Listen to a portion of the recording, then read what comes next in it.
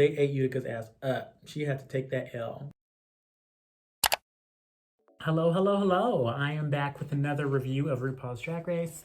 My lighting setup, I broke it, so don't mind the lights. But yeah, today we're getting into, what episode is this? We're getting to season 13, episode 12. And yeah, with that, let's hop right into it. If this is your first time joining me, thank you for tuning in. My name is Meaux. If you like the content that you're viewing, feel free to like and comment in the comment section, and also subscribe if you end up liking the video. But without further ado, let's get into this review of RuPaul's Drag Race, season 13, episode 12. Okay, so the girls are in the back, and Tina Burner just went home. She had to lip sync against Utica, and Utica ended up sending her home. But it was weird because, like, girl, let me make sure I get my angles right. It was a little bit weird because Utica was just sitting up here boo-hooing about sending Tina Burner home. But then she starts cheering and yang and hooping and hollering because it was an honor to lip sync. I'm like, girl, this is the third time you didn't lip sync. Like, okay, one time, I get it. You know, you love lip syncing. It's your favorite part of drag. But girl, at this point, your ass is almost like lip syncing every single week. Girl, get it together. This is not a happy holiday. You're about to go home. Like, reality check. And that's the thing, all the girls are feeling like it's weird. Gottmik is like it's weird because she's crying one second, then she's happy about lip syncing the next. And also, like, Candy Muse says that she didn't think that Utica should have won the lip sync. I believe that she did. I think Utica did a better job. From the footage that I saw, it looked like Utica knew the lyrics and Tina Burner didn't. But that's neither here nor there. But yeah, you know, Tina Burner went home, and like Utica is on the rocks, and Candy Muse is also feeling some kind of way because with everybody in the room, she's the only one who has yet to win a challenge. So yeah, she's a little pressure there. It's like a red flag. Okay, so for this week's mini challenge, the girls have to create their own makeup tutorial for ABH's new cosmetics. They have this new like Norvina like makeup palette, except that the girls have to do it in teams. So the teams are like Rose and Candy Muse, Olivia Lux and Simone, and Gottmik and Utica. And then the girl with the funniest mug wins. So the girls, like, they have 9 minutes to get into quick drag, and then they scurry on over to the studio to record their tutorials. So what's happening is, like, one girl's a model and the other girl is doing the makeup. So out of the three, I really do think that, like, Rose and Candy Muse were the funniest. They had the funniest tutorial, but they didn't have the funniest makeup. I really do feel like Gottmik and Utica had the funniest makeup, but I do think that like Rose and Candy Muse's tutorial was a lot funnier. I like laughed the whole time. It was hilarious. So they end up winning. They get $2,500 of cosmetics from Anastasia Beverly Hills. And then the girls scurry back on over to the workroom, and then Ru announces that this week's maxi challenge is the Nice Girls Roast, where the girls have to roast previous Miss Congeniality winners.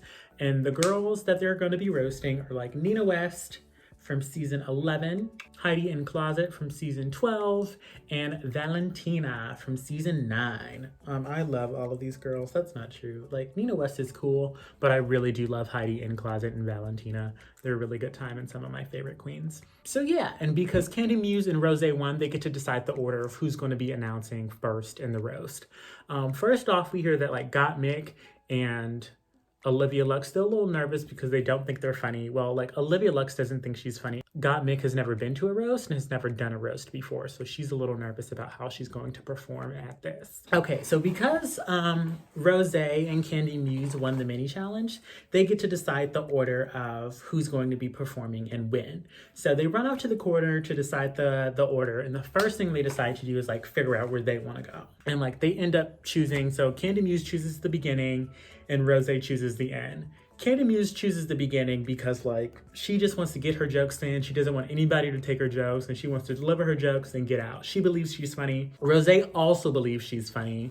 And she kind of wants the beginning and she doesn't really want the end, but she's like, you know, we're whittling down to the top 6 and she wants to take a risk and she doesn't want to really like play it safe, which I think is a smart move for her to do.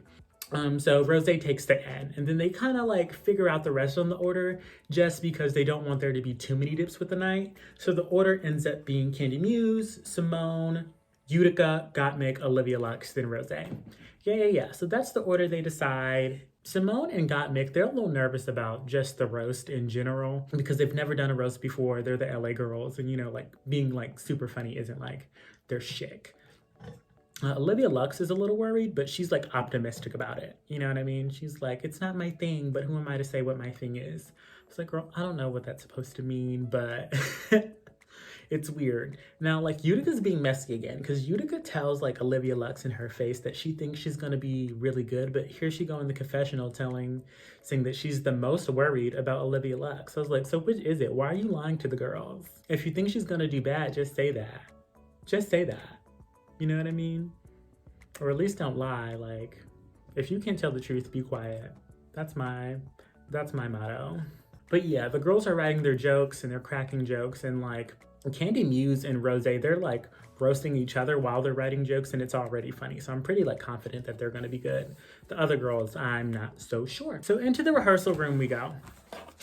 So first up, rehearsing is Candy Muse, and like Candy Muse, like her jokes are funny, but they are raunchy. Her jokes are very raunchy, and like during the rehearsal, we only hear half of them because all of them are getting bleeped out. And Michelle Visage, she was like, the jokes are funny, but like the television network isn't gonna let that slide, and you don't want all of your jokes to be bleeped out. So just be a little mindful of that. And then also they tell her to slow it down because, sometimes Candy Muse kind of has like mush mouth, and and like the words kind of get lost in translation. They said, just slow it down so that we can hear you. Really good advice. I'm pretty sure like Candy Muse is going to do fine. Up next is Gottmik. So Gottmik comes out there and like the delivery isn't good. The delivery of Gottmik's jokes aren't good, but when the jokes come out, they're actually funny. So that's comforting to know that Gottmik's jokes are actually funny, but like her delivery can just like, it should just do some work. She needs like some stage presence coaching type thing. They give her a couple of attempts and she skedaddles off the stage. Up next is Olivia Lux. Olivia Lux, like nothing is working. Her jokes aren't funny, and then her delivery isn't hitting either. And then like, so they talk about her being nice. They're like, we know you're really sweet, that's why we love you, which is kind of like the problem, you know what I mean? We know you're really sweet, they love you. And it was like, well, if you can use that to your advantage, like if you can be really sweet and just like be a little bit of a stingy bitch, I call it like the cute bitch effect. It can work for her, you know what I mean? But that's the advice they give her. She skedaddles off the stage. Up next is Rose. Rose comes out there and slays it. All her jokes are funny, and then everything's like her comedic timing is there, and then just the delivery, it's easy, it's flawless. They don't really have much to give her. They say it's obvious you're very well prepared. Lonnie Love even says that she's excited to see what she's going to bring. After that, we have Simone. Now, Simone, I'm also a little worried about because Simone, like, the jokes aren't funny. Like, you can, like, it really comes out that, like, she's a bit of an overthinker. All of her jokes kind of, like, require a reference point, but she's not good at intertwining the reference point into the joke, so you lose it, and all of her jokes really need to be explained. They're not good. They're not hitting. They're saying like simplify it, which I do think is good advice, but also like I feel like stand up and like a roast, it's got to be immediate. You know what I mean? It's either you need to look at this person and be able to tell the joke. You know what I mean? And then of course these are all people in the room, so people know their history. So like if the history or the joke isn't about the person, you're gonna lose it. Because Simone also has like a bunch of like pop culture references. She's talking about bridges and memes and movies, and people just aren't catching up with it because it's not in the room. It needs to be in the room. Like maybe it'd be a little bit different if we had a PowerPoint slide, but that's not what we're doing. Yeah, I'm worried about Simone. And then last, I was gonna say and not least, but maybe least, is Utica. So Utica comes out there and she tells some jokes, and Michelle Visage and Lonnie Love, they're laughing. They are laughing, but they are not laughing at her jokes. They're laughing at how weird and absurd Utica is. But like Utica's like jokes are just mean. They're like just offensive. And like they're trying to tell her like, okay, girl, you need to figure out the line between like mean and funny. But right now it's not mean, and it's like it's harsh and it's going to be harmful. Utica hears them. She does not listen to them, but she hears them, because she thinks her jokes are super funny, because like she heads back to the workroom and she's telling everybody that the judges don't get her jokes, but her jokes are still funny. And I'm like, girl, that's not, It's just like, and that's the crux of anybody on this television show, or like any competition in my eyes, is like when you lack self-awareness. One, it's like self-awareness, but also just like not listening to the judges. The judges aren't lying to you, girl. You need to like believe them for the things that they are saying and like take that advice and add it to your thing. When somebody's like lack of self-awareness gets this bad during Drag Race, they usually go home. They usually go home. But we about to see, girl. Okay, so here we are. It's elimination day, and the girls are starting the roast. So again, the girls are roasting Nina West, Valentina, and Heidi N'Closet, the Congeniality winners from seasons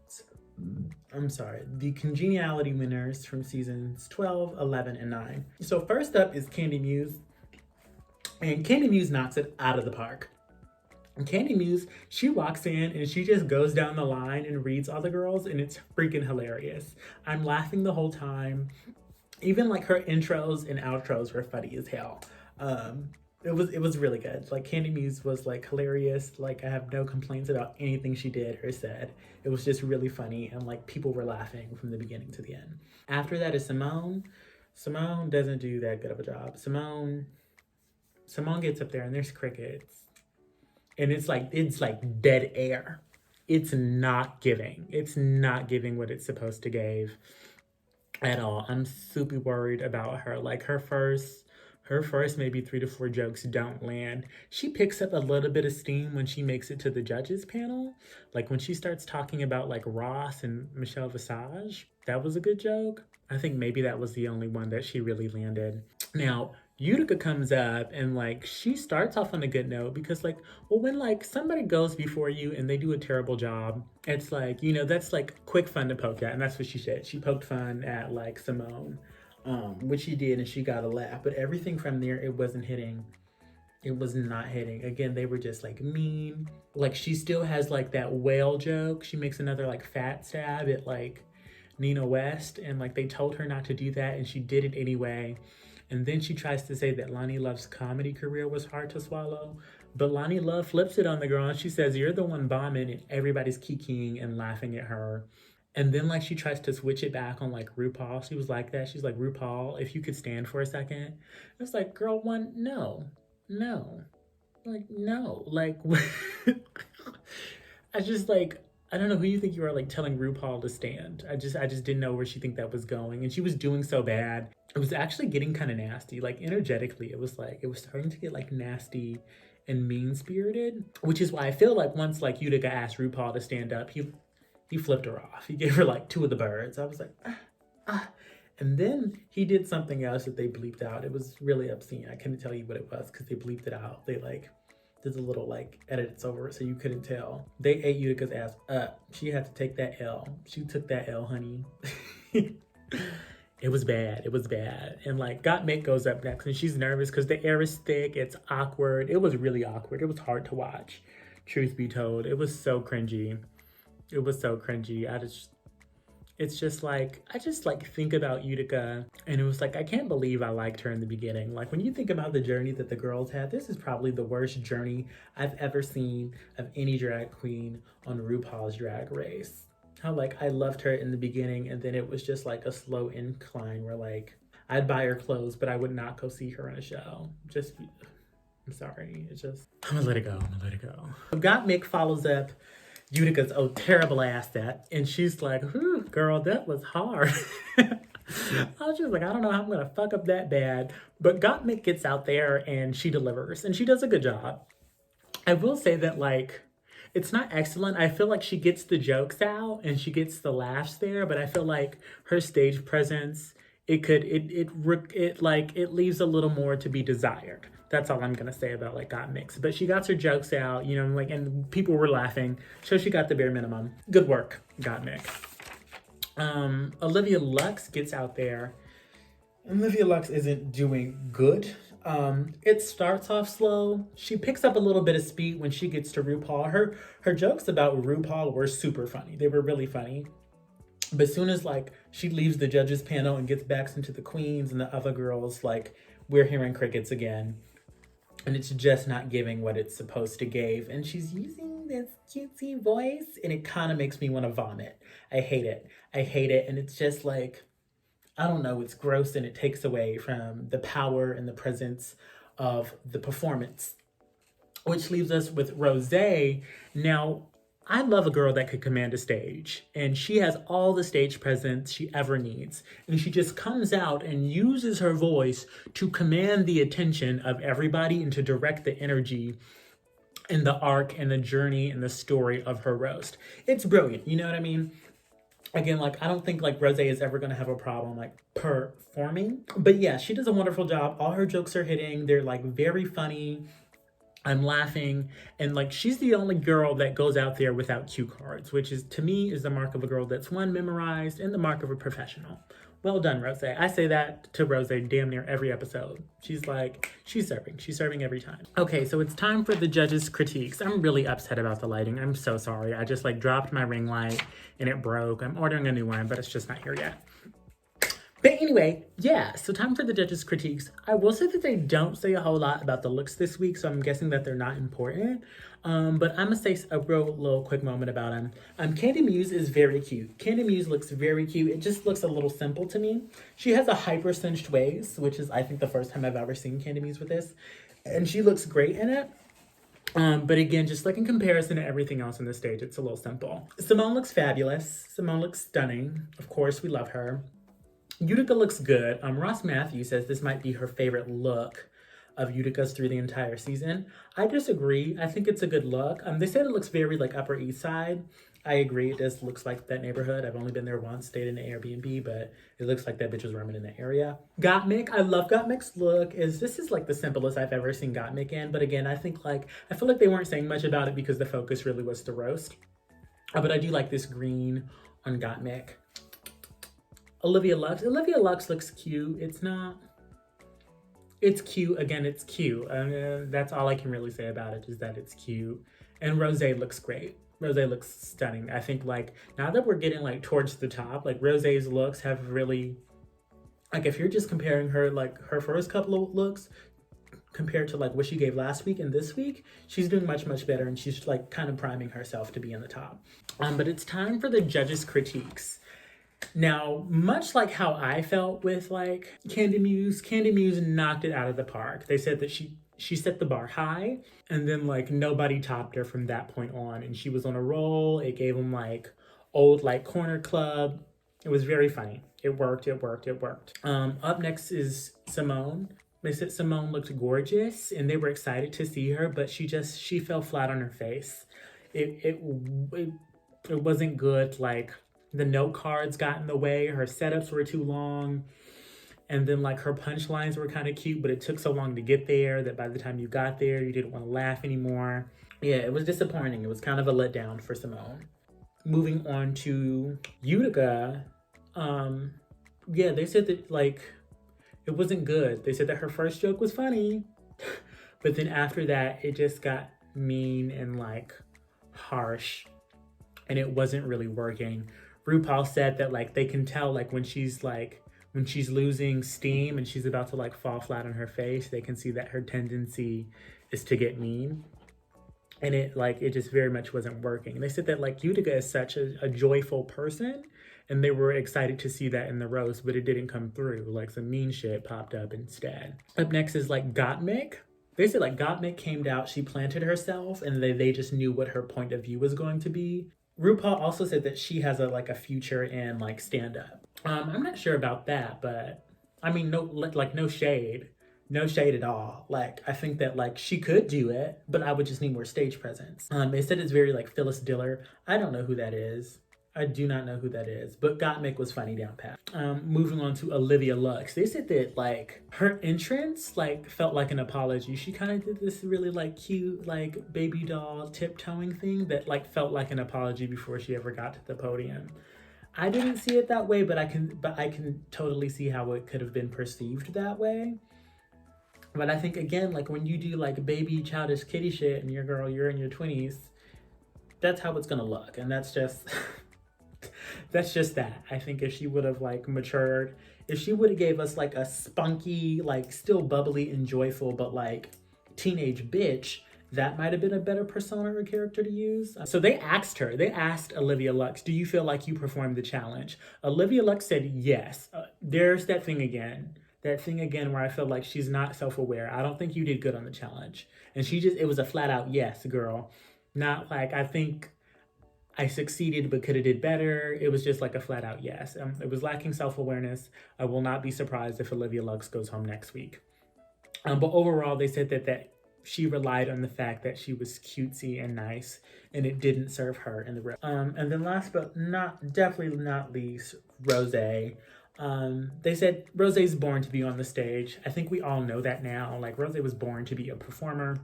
She came out and she had a voice that was commanding, much like I said. You know what I mean?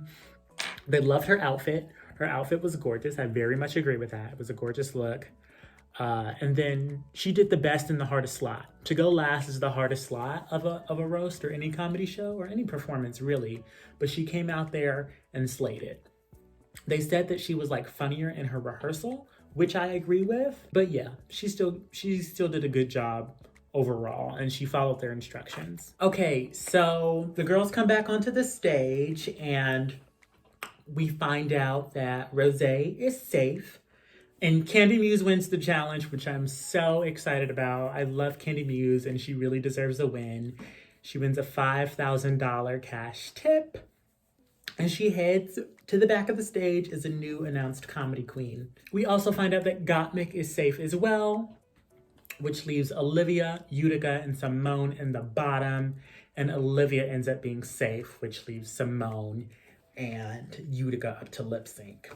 They lip sync to Ariana Grande's No Tears Left to Cry. I love this song.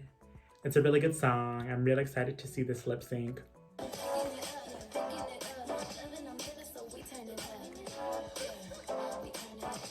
I think they both turn it, truthfully be told. I think they, like, it's a good lip sync for both of them. I do think that, like, Simone is a little more tuned into the story of the song, where, like, Utica is doing, like, her weird character thingy a little bit more. But they still do good. But like, Simone wins. Simone clearly wins. And like, I don't think there's any way they're gonna send Simone home with 4 wins and like have Utica stay with like 1 win. It just didn't seem realistic. Especially with the 1 win that Utica has is the same win that Simone wins. Shit, if you ask me, she low-key only won because of Simone, but you know what, we're not gonna go there. But yes, so Simone wins, she stays, and Utica goes home. And yeah, I'm happy to see her go. Like, her weirdness and then her just lack of self-awareness was getting on my nerves. And again, she's doing the same thing. She's like in the back. She's cheering. I'm really sad to go home, but I had a really good time. And she's smiling on like bubbly and shit in the back. I don't know, girl. Maybe I feel like I would be defeated. My bubble will be burst, but I guess can't nothing pop her bubble. But yeah, that's the end of this episode. Yeah, girl, that's the tea. That's the tea on this episode. We are down to the final 5. I think Candy Muse or Olivia Lux is gonna go home next, and then we'll see who the top 4 is gonna be. But we're winding on down, girl. We're almost there. I'm excited. 2 more episodes? Maybe 3, depending on how they break it down. This has been a really long season. Excuse me. But yeah, thanks for watching. I'll promise you I'll have a new ring light or something next time. Thanks for tuning in. Leave your comments down in the likes. Let me know what other shows you would like me to review. And yeah, check out another video here or check out my channel. And again, until next time, this is XL Meaux. Bye.